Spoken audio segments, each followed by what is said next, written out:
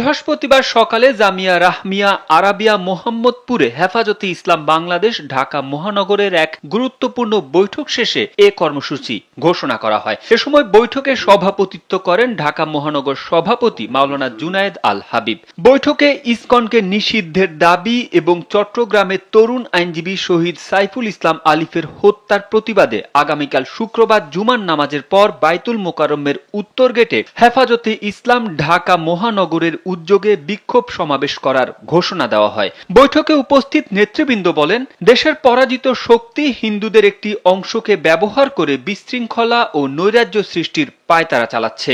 Come on bro, এসব অনেক কিছু আসবে আর যাবে, এক্সপার্ট কিন্তু থেকেই যাবে। ইসকন দেশকে অস্থিতিশীল করার অপতৎপরতা চালাচ্ছে।